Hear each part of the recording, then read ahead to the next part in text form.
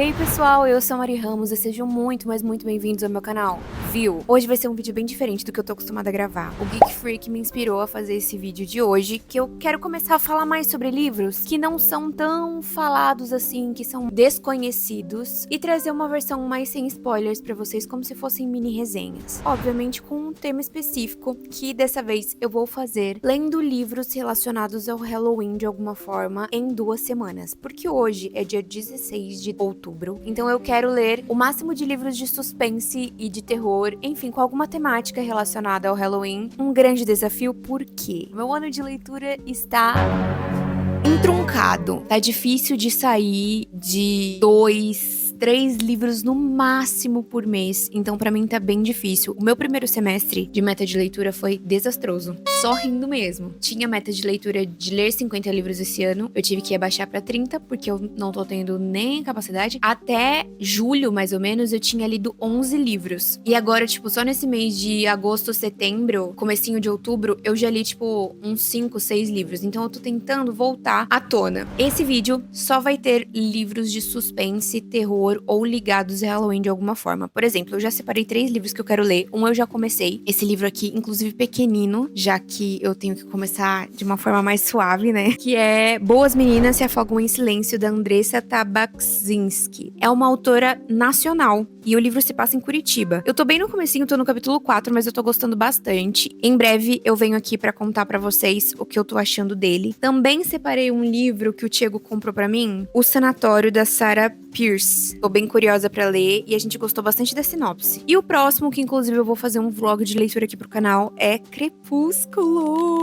É de Halloween? Não, mas tem vampiro, então sinto muito, vai ser considerado de suspense Halloween. Até porque eu vou falar uma coisa pra vocês. Eu assisti todos os filmes com o Diego esses dias, porque eu não tinha assistido. Vocês vão ficar chocados, eu tenho 27 anos e não assisti Crepúsculo na minha vida. É porque quando o Crepúsculo tava no hype, eu era garota Harry Potter. Entendeu? Então eu vivi a minha adolescência inteira Harry Potter. E aí, quando o Crepúsculo surgiu, eu já era muito de Harry Potter. E Crepúsculo não tem muito a minha vibe, sabe? Que querendo ou não, pegou adolescentes mais emos, intensos, com essa coisa de romance mais perigoso, já que ele era um vampiro e tal. Eu sou a pessoa mais medrosa do mundo, gente. Assistir Crepúsculo já me dá um frio na espinha. Eu lembro até hoje que a gente tava assistindo, eu e o Diego, a gente tava assistindo qual que era? Acho que era o Eclipse. E aí a gente terminou e tal, a gente terminou, era mais ou menos 00:30. E eu fui no banheiro, a hora que eu voltei, eu apaguei a luz do banheiro, ficou aquele breu. E sabe quando você sente um frio na espinha?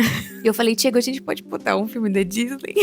Eu tenho um pouco de medo de vampiro, então pra mim super funciona Crepúsculo. Eu tenho até uns outros livros ali em cima que eu vou ver se eu consigo ler. Tem um que eu queria muito ler, que eu ainda não li, que é Doutor Sono, do Stephen King. Só que eu não sei se eu vou conseguir, porque ele é muito longo. 2, eu sempre demoro muito pra ler livros do Stephen King. Geralmente eu começo no início de outubro e vou lendo no decorrer do tempo. Mas vamos ver o que vai rolar, né? Esses sim são livros que eu tenho medo. O Doutor Sono, ele é a sequência de O Iluminado. Eu tô pra ler esse livro há muito tempo. Inclusive, eu já comecei a ler esse livro em outro ano, mas acabei parando porque eu tava passando por uma fase muito ruim da minha vida, e aí ele só piorava a situação, sabe? Só me deixava com a cabeça mais pesada. Mas assim, eu tenho altas histórias loucas com O Iluminado, do Stephen King, que quando eu tava lendo, tem um projeto de leitura aqui no canal, inclusive, ele me dava muito sono. Podia ser assim, 2 horas da tarde, qualquer horário. Eu tinha dormido bem, eu não tava com sono. Quando eu começava a ler O Iluminado, começava a me dar um sono, daqui a pouco eu dormia. E aí eu conversei com várias pessoas que elas tiveram esses mesmos relatos, assim. E muitas delas, inclusive, falavam que elas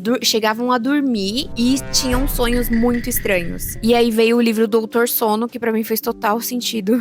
O que não faz muito sentido com o livro, porque o livro não tem nada a ver com essa coisa de sono, entendeu? O livro em si, mas depois que veio o Doutor Sono, eu achei uma conexão muito grande. E ele é muito pesado em questão sobrenatural. Então eu tô achando o melhor momento. Vamos ver se rola. E tem um livro que eu quero ler também que se chama Inspeção. Então vamos ver se rola nesses próximos tempos. E aí eu vou contando pra vocês por aqui. Mas eu volto no dia 30 de outubro, 31 de outubro, numa quinta-feira, pra falar sobre os livros que eu li de suspense e terror nesse meio tempo. não esquece de se inscrever no canal, deixar o seu like. E tem uma nova ferramenta aqui no canal que se chama Hypar, que é basicamente você ajudar esse conteúdo a ser entregue pra mais pessoas no YouTube, como se ele visse que você tá gostando desse tipo de conteúdo, e aí ele hypa o vídeo, entendeu? Então, se você puder hypar o meu vídeo aqui embaixo, eu vou ficar muito feliz, muito, muito, muito feliz. Se você quiser participar do meu clube de leitura de Bridgerton que tá rolando aqui no canal, tá rolando lives de leitura por aqui, e também o clube de leitura, onde a gente tá lendo Bridgerton, e a gente vai ter a discussão do nosso livro no dia 4 de novembro, que é o primeiro livro, o do que eu. Ainda dá tempo de entrar, é um valor super simbólico, que é só pra realmente funcionar ali pros membros, e tem algumas vantagens também quem é membro do canal, então fiquem à vontade quem quiser entrar pra ler Bridgerton junto com a gente. Tem grupo no Telegram também, que a gente tá super conversando por lá, tá? E é isso, volto em breve.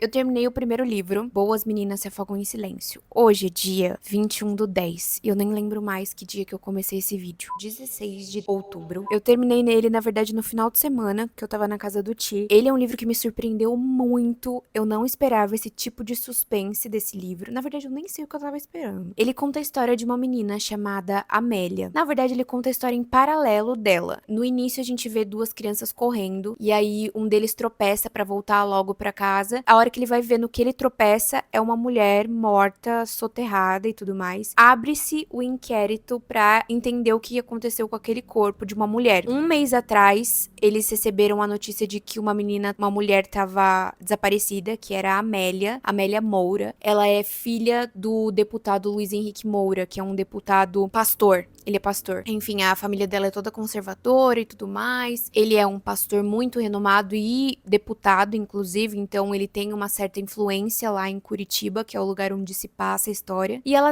desapareceu um mês antes, e aí todos prestaram depoimento, todos tinham um álibi, eu ia falar. Todos tinham um álibi. A história, ela se fechou muito rápido, porque pra família, pro namorado, ex-noivo, né, na verdade, ela poderia muito bem ter pego as coisas dela e saído tentar a vida em outro lugar, porque ela nunca estava satisfeita com o lugar onde ela vivia. E aí a gente vê que esse inquérito foi fechado um mês atrás, justamente porque eles acreditavam que a Amélia tinha ido embora. Só que quando eles encontram um corpo e reconhecem o corpo como sendo da Amélia, a coisa fica mais perigosa porque ela foi morta, e provavelmente por assassinato. Então o caso abre, né, é reaberto. A delegada que estava cuidando desse caso, que é a Ana, e o Júlio, assistente dela, eles voltam a falar sobre esse caso e voltam a investigar. Só que a Ana, porque assim, é sempre um paralelo entre a Amélia e a Ana, que é a delegada. Ela é muito incisiva, ela é muito impulsiva nas entrevistas, porque ela tem plena certeza de que a família tá envolvida de alguma forma nesse assassinato. Então ela já vai questionando o deputado, a mulher dele, já vai questionando o Rafael também, que é o ex-noivo. Ele é muito influente porque ele tem uma empresa de resíduos, tipo, que transforma resíduos em lixo, ou pega lixo e transforma em resíduos, alguma coisa assim. Então ele é sempre aquele almofadinha, todo Faria Limer, sabe? Só que de Curitiba, enfim. É a elite ali de Curitiba, sabe? E aí ela tem certeza que a família tá envolvida porque ela acha que foi muito fácil a maneira como eles fecharam esse caso, sem querer saber da filha, sabe? Sem querer saber onde ela tava. Dá pra perceber, assim, no início da história, que quando a Ana vai confrontar a família, o pai e a mãe da Amélia, eles se preocupam muito mais no que as pessoas vão pensar da família deles do que simplesmente em saber onde a filha deles tá. A aparência deles é muito importante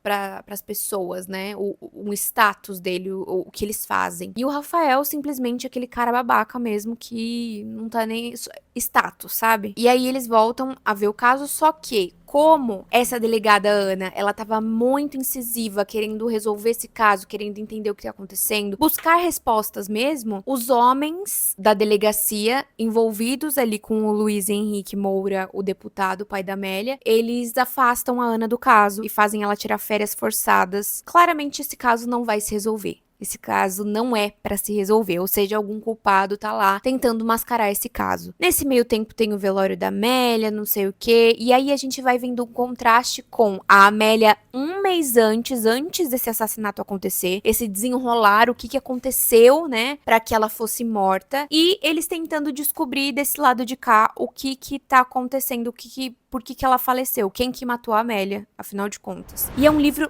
muito bom. Assim, ele é simples na realidade. Não espere um suspense policial elaborado, uma coisa tipo muito, trâmites, um monte de pistas. Não, não espere isso porque não tem. É uma coisa assim, papum, é isso aqui, ela foi vista desse jeito, ela foi vista com essa pessoa, não sei o quê, e a coisa se desenrolando. Mas ao mesmo tempo, o que mais me pegou nesse livro, que eu até sinto que foram um pouco de gatilho pra mim, foi essa relação da Amélia não se encaixar em uma elite curitibana. Totalmente generalizado, tá, gente? É a elite aqui que é mostrada no livro, obviamente. Mas de pessoas mais conservadoras, de pessoas que não aceitam homossexuais. A mulher ir morar fora de casa antes de casar. Ela tem que ir da casa dos pais pra casa do noivo. É uma elite muito conservadora, muito 1930. Isso me pegou de um jeito absurdo, porque não foi só essa questão dos pais, mas a questão também da roda de amigos em que só se conversa sobre empreendedorismo, só se conversa sobre status, quem tem o carro melhor, quem tem a casa melhor, quem tem o trabalho melhor. Ela não se encaixava ali naquele meio, parecia que ela tava vivendo no automático, como se fosse assim, não me encaixo aqui, também não sei se eu vou me encaixar em qualquer outro lugar. Será que eu sou de outro lugar ou não? E aí quando ela começa a perceber que ela é de outro lugar e que outras pessoas podem fazer com que ela se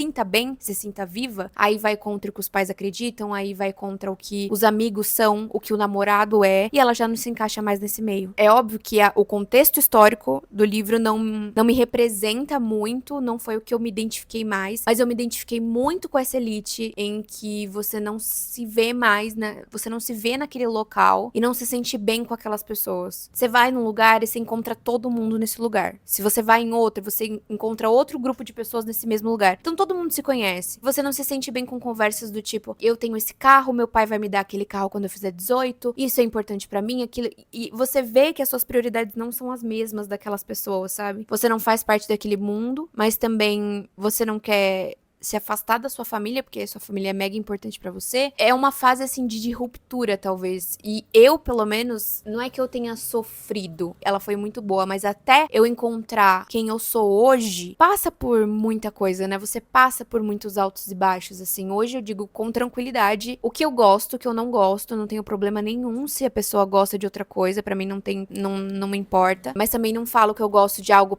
só pra agradar alguém, sabe? Sei lá, é uma coisa muito complexa de adolescente. Talvez eu tenha sentido um pouco mais do que outras pessoas, não faço ideia por quê, mas enfim. E isso me fez sentir muito angustiada em alguns momentos da história, porque a Amélia realmente, a gente sente que ela é oprimida na maioria do tempo, e eu acho que é sobre isso que fala Boas Meninas Se Afogam em Silêncio, do tipo, aquelas meninas que querem agradar, aquelas meninas que querem fazer parte de uma sociedade, aquelas que querem ser aceitas no seu meio do trabalho, do relacionamento, da família, mas que não podem impor a personalidade delas, não podem ser quem elas são realmente, elas vão se afogando em silêncio até, tipo, implodir, basicamente, sabe? Tem uma parte, assim, que eu fico muito mexida, que acho que, na verdade, é uma pressão mais minha. Deve ser da sociedade em cima de mim, né? Eu que não parei pra refletir um pouco nisso. Mas que a Amélia começa. Ela tem um start, assim, na vida dela. Que ela começa a se permitir um pouco mais. Ela sempre foi aquela menina regrada na alimentação, em tudo. E o namorado dela,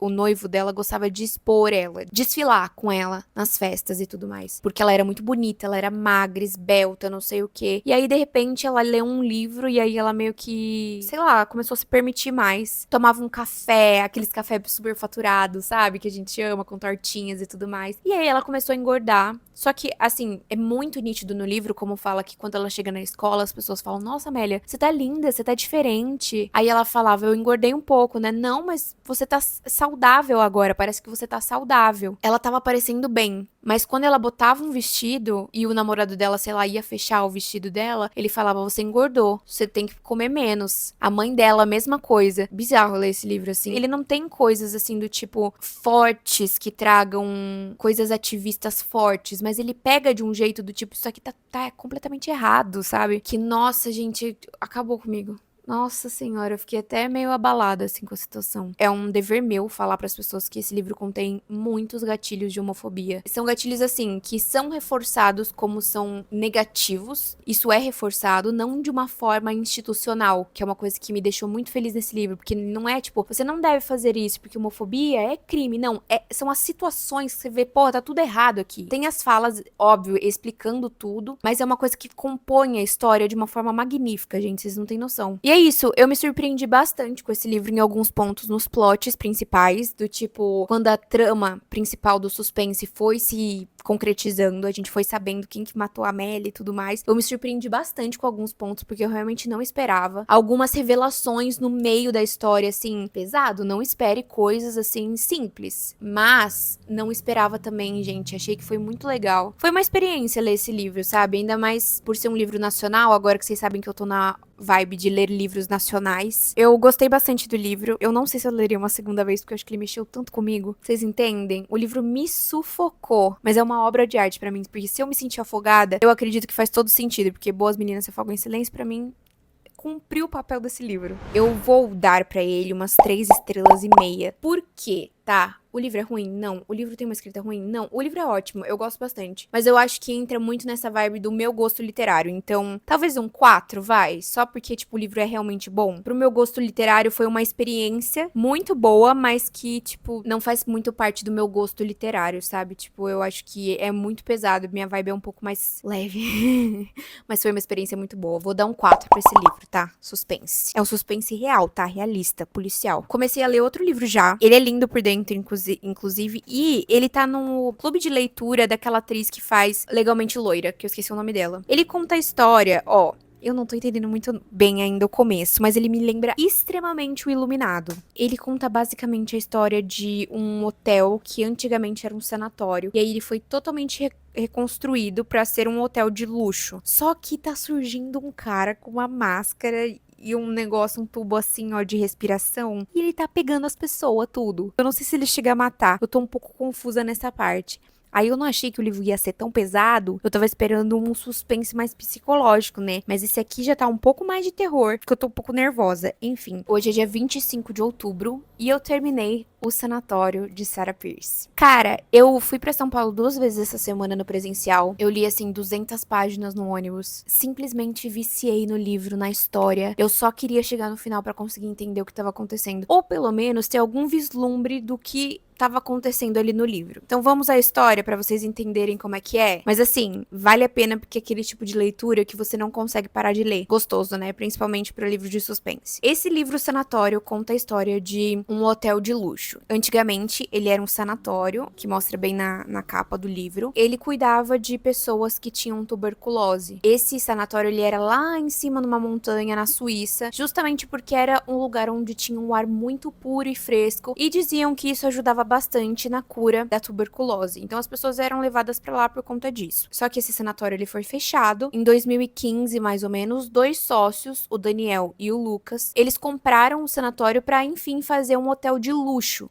Aqueles hotéis assim bem luxuosos mesmo, no pico da montanha da Suíça, cheio de neve, enfim, uma coisa belíssima. E eles começaram essa construção. Só que ao redor do sanatório tinha muita gente que não concordava com essa construção. Muitas pessoas locais, inclusive, porque elas acreditavam que isso traria muito turista pra lá, que inclusive isso apagaria a história do sanatório, né? E, enfim, tinham muitas manifestações lá na frente do hotel, muitas matérias saindo, inclusive em relação ao Lucas e ao Daniel, para que eles não conseguissem fazer esse hotel de luxo. Logo na primeira cena, assim, de toda a história, a gente vê um POV justamente do Daniel, que é um dos sócios, e ele tá saindo do hotel, eles estão ainda em construção e tudo mais, lá em 2015. Ele tá saindo do hotel, tá tudo escuro, ele tá sozinho, ele começa a sentir uma presença do lado dele, como se tivesse alguém ali junto com ele e tudo mais, mas ele deixa passar, até porque ele vê vários cartazes assim no chão, e foi um dia difícil, já que muitos manifestantes foram até lá com vários cartazes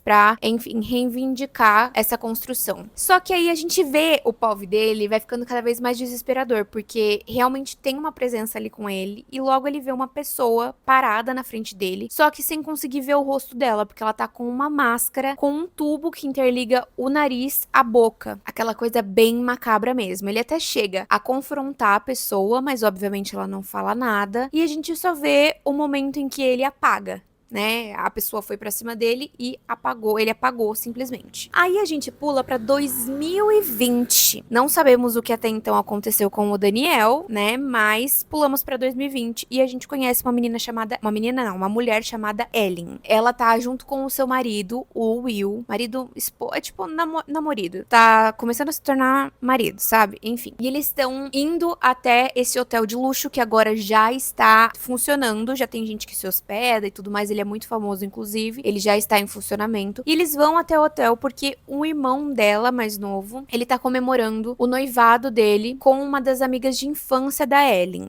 Só que, nesse meio tempo, a gente acaba, nessa subida deles até o hotel, a gente acaba descobrindo um pouco sobre a vida da Ellen. Ela não aceita muito bem a morte do outro irmão dela. Eles basicamente eram da mesma idade, se eu não me engano. Não lembro se eles eram gêmeos, acho que não. Acho que eles só eram basicamente da mesma idade. O Isaac, que é o irmão que tá noivando, e o Sam, que é o irmão que faleceu. Ela não lida muito bem com isso, até porque depois do que aconteceu, da morte dele, quando o menino tinha 8 anos e ela tinha 12, né? Os dois meninos tinham mais ou menos 8 anos. Ela não lembra direito tudo o que aconteceu, mas ela vem tendo muitos flashbacks do momento, como se o Isaac tivesse matado o irmão, como se ele tivesse com o sangue nas mãos, como se ele na verdade olhasse pra Ellen de uma maneira diferente, com uma maneira mais tipo um sorriso sádico, alguma coisa assim. Então ela vem tendo esses flashbacks e ela resolve que ela vai até lá na festa de noivado do Isaac, principalmente pra obter respostas. Ela não consegue muito bem lidar com todo esse tempo da morte do Sam sem respostas sobre o que realmente aconteceu, porque segundo que ela lembra, eles estavam em uma piscina natural ali perto do mar, eles estavam brincando.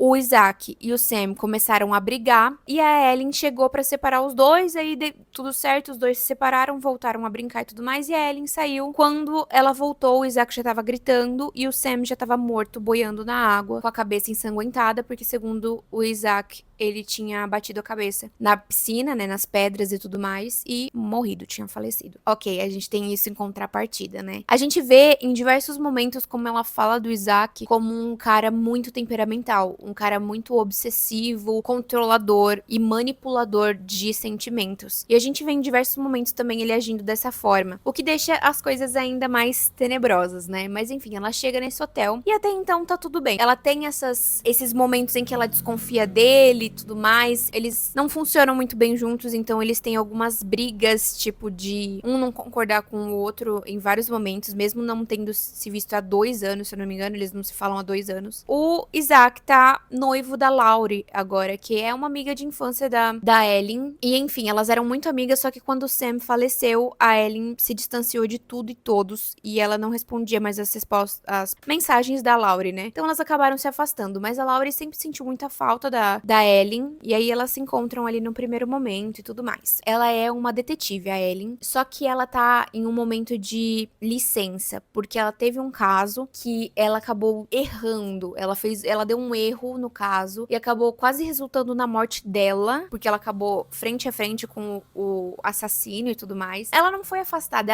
ela pediu um afastamento pra que ela pudesse respirar, e foi justamente no momento em que esses flashbacks do Sam voltaram com tudo pra ela, sabe? E aí a coisa só piorou. Até aí, tudo bem. Em contrapartida, a gente sabe que o Lucas, que é o segundo sócio, ele que deu andamento pra realmente abrir todo o hotel, e quem trabalhava com ele era a Cecil, que é a irmã dele, que também largou toda a vida dela de nadadora pra poder seguir o irmão e poder trabalhar junto com o irmão. E a Laurie, ela trabalhava no hotel também, era tipo uma das gerentes master, assim, do hotel. Em contrapartida, enquanto tudo isso tá acontecendo e a gente vai descobrindo, a gente tem um POV de uma das camareiras do hotel, chamada Adele. A gente sabe que ela acabou o expediente dela, bem no momento em que a Ellen e o Will chegaram no hotel, e ela ia voltar pra casa pra poder finalmente ficar com o filho dela, se despedir do filho dela, porque ele passaria uma semana na casa do pai, Então ela tava desesperada pra conseguir o primeiro ônibus, o primeiro bonde pra baixo, né, pra descer a montanha, pra chegar em casa, pra se despedir do filho. Só que uma nevasca tremenda tava chegando no local. Todos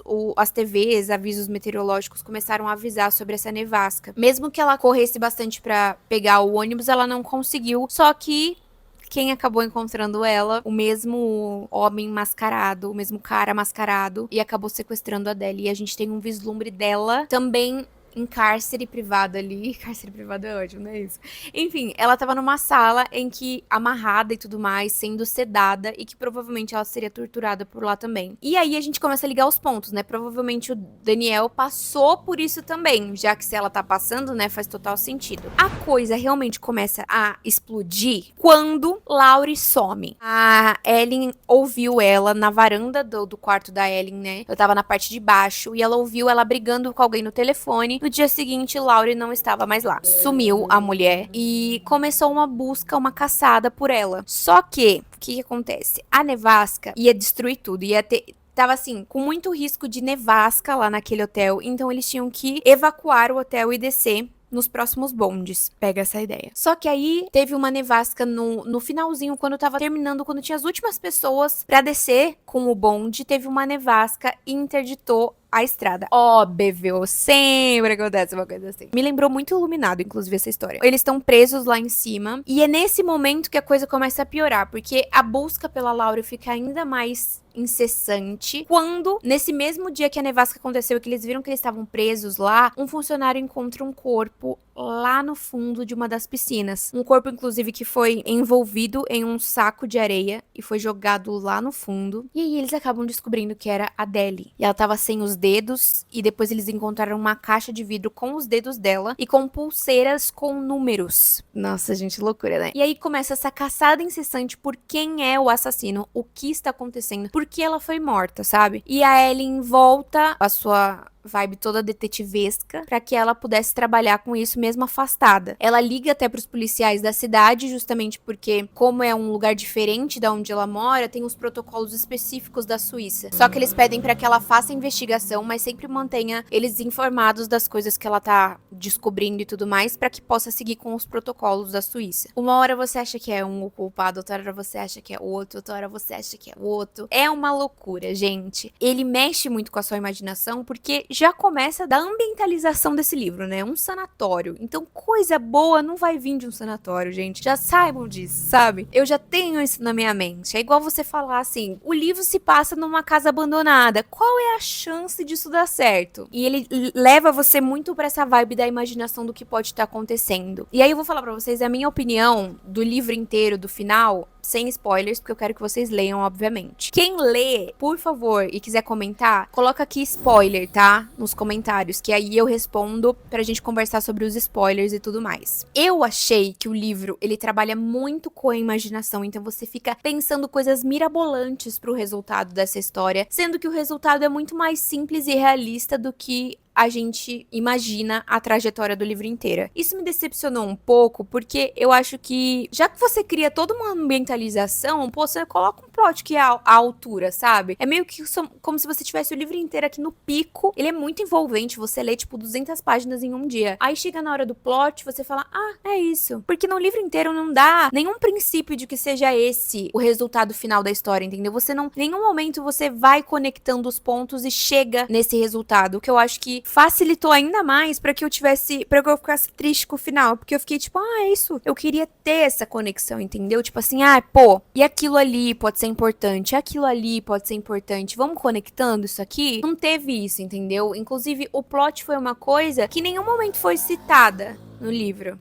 Em nenhum momento. Então, assim, acho que pecou muito nessa parte do spoiler. Eu gostaria realmente que ela tivesse introduzido alguns fatos sobre o plot no decorrer do livro. Alguns fatos, assim, que ficassem marcados na minha mente, mas que num primeiro momento não conseguisse conectar com a história, sabe? Enfim, fiquei bem chateada. Mas o epílogo, eu acho que foi assim, no final, ficou muito simples. Ok, é isso, ficou preto no branco, entendeu? E aí chegou o epílogo, e eu acho que a autora quis, assim, voltar com a nossa pulga atrás da orelha, porque eu acho que ela não ficou satisfeita. Tipo assim, não é que ela não ficou satisfeita, que eu acho que ela quis. Ah, você achava que era isso? Te peguei. Não sei, gente. Só sei que eu gostei do epílogo. Me deixou com uma pulga atrás da orelha. Mas aí eu já penso assim, pô, mas eu não vou ter o fim, não vou ter o resto. Não vou saber. Todo livro de suspense parece que faz isso. Parece que eles deixam você com uma pulga atrás da orelha. Não vai ter o próximo livro. Num geral, eu gostei bastante do livro. Acho que ele é muito envolvente. Se você tá afim de ler um livro de suspense, pega o Sanatório, porque vai ser uma leitura rápida, gostosa, envolvente, assim, e vai cumprir com o objetivo, eu acredito. Hoje eu vou começar a ler Uma Família Feliz, do Rafael Montes. Já está no meu Kindle. Eu estou muito animada pra ler esse livro. Tô muito animada pra assistir o filme depois. E junto, eu também tô lendo o do que eu. Nada a ver, né? Mas de Bridgerton, porque eu tô fazendo o clube de leitura de Bridgerton. Se você ainda não conhece o clube de leitura, corre pra minha aba de membros do canal, vê o videozinho onde eu explico tudo certinho e entra pro clube, tá? Ainda dá tempo, tem as lives salvas. Eu vou deixar a live também da nossa discussão salva aqui, se você quiser participar. Fique à vontade, temos grupo no Telegram com todo mundo conversando, então venha participar se você quiser. Eu terminei de ler Uma Família Feliz, hoje é dia 29/10, e eu concluí esse desafio, mini desafio, 2 dias antes. Eu tenho plena certeza que eu não vou conseguir terminar um livro em 2 dias, no dia 30, 3 dias na verdade, né, hoje é 30 e 31, então eu vou encerrar meu desafio por aqui. Eu terminei Uma Família Feliz e ele foi, de longe, o livro mais pesado, mais absurdo, mais sufocante, mais bem escrito, mais desesperador de todos os livros que eu li nesse vídeo aqui. Mas é impossível você deixar de dar 5 estrelas pra ele no final, porque o plot simplesmente explode a sua mente. Basicamente, ele conta a história de uma família feliz, que tem a Eva, que é a mãe, o Vicente, o pai, 2 gêmeas, que são a Sarah e a Ângela, e a gente chega no comecinho da história já com a Ângela ficando grávida. Ela tá grávida de um menininho, que é o Lucas, que em breve vai nascer. Só que assim, antes da gente descobrir quem é quem ali naquela história, vem um POV da Eva, que é por ela que a narrativa é contada, né? Esse POV dela mostra ela, tá escrito assim, o fim, que já traz aquela angústia pra gente. Ela tá cavando uma cova, e aí ela bota a Sarah naquela cova, morta. Aí ela entra dentro de casa, pega a Ângela, que tá gritando, se questionando, cadê meu pai, não sei o quê. Coloca ela dentro do carro, sai disparada por uma estrada e bate num carro, bate num caminhão.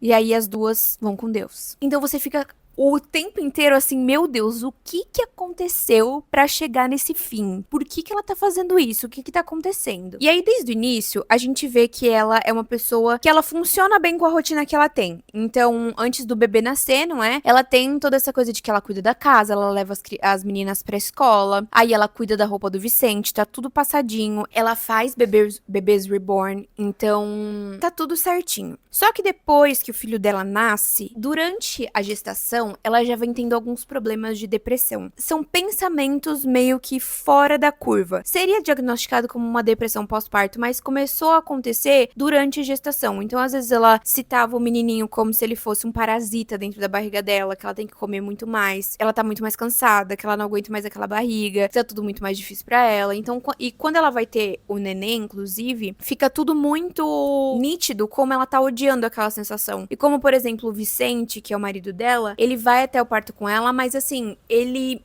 fica tirando foto de tudo. Ele tá muito mais extasiado com a coisa e feliz do que simplesmente prestando atenção nela. E aí você já começa a citar um pouco e se irritar um pouco com essas situações também. E também tem uma questão da pressão do local onde ela vive. Porque ela vive num lugar chamado Blue Paradise, que é basicamente um centro de prédios, um condomínio de prédios ali do Rio de Janeiro. É basicamente um lugar onde todo mundo se conhece. Tem grupo no WhatsApp, todas as crianças ali estudam juntas na escola, todas as mães conhecem, enfim, aquela coisa. E todos têm uma condição financeira muito mais elevada por conta ali do condomínio. Você vê que tem, assim, uma certa expectativa que precisa ser alcançada por pessoas ali. Então você vai ser julgado, as pessoas vão fofocar de você. Se você fizer uma coisa errada, entre aspas, elas vão falar. Todo mundo vai dar a sua opinião. Por exemplo, tem um momento em que ela fala que ela quer fazer uma cesárea. E aí todo mundo fala que mulher, tipo, dá a entender que mulheres que fazem cesárea não são tão boas mães quanto as mulheres que fazem parto normal. Sabe aquela opressão? Aquela coisinha assim básica, sabe? Enfim, só que quando o bebê nasce, tudo começa a piorar, tudo começa a desandar. Porque ela demanda muito mais tempo e atenção pra esse bebê, então pra ela fica muito difícil fazer as outras coisas. Eles têm uma empregada, mas essa empregada ela não gosta de criança, então basicamente ela não mexe com o nenê e com as meninas. Então quando a Eva pede pro Vicente pra ele contratar uma babá porque ela não tá dando conta, ele nega, ele fala que ele não tem como fazer isso, é só ela se organizar que vai dar certo, ele sabe, tipo, eles não têm como contratar outra babá. Sendo que assim, a mulher tava, ela sabe quando queima coisa na cozinha? Aí não consegue passar a blusa do marido. Aí não consegue cuidar direito das gêmeas. É óbvio que vai ficando tudo cheio, porque ela precisa cuidar de um bebê em tempo integral. Um bebê que chora, que pede colo, que às vezes não se ajeita, que fica chorando muito tempo. E parece que tudo vai fechando o círculo pra ela, porque ela não tem saída, você vê que ela não tem saída. Não tem como ela chamar os pais do Vicente, porque simplesmente eles estão viajando, não tem como ela pedir ajuda de mais ninguém, não tem como ela contratar uma babá, porque ele já falou que não vai dar pra fazer isso, não tem como ela chamar a mãe dela, porque a mãe dela já morreu, inclusive, e ela tinha um relacionamento extremamente tóxico e horrível com a mãe dela, então assim, não existe opções. E ela começa a ficar extremamente nervosa com tudo, tipo, sabe, picos de nervosismo. Só que o que acontece é que ela começa a ter alguns apagões.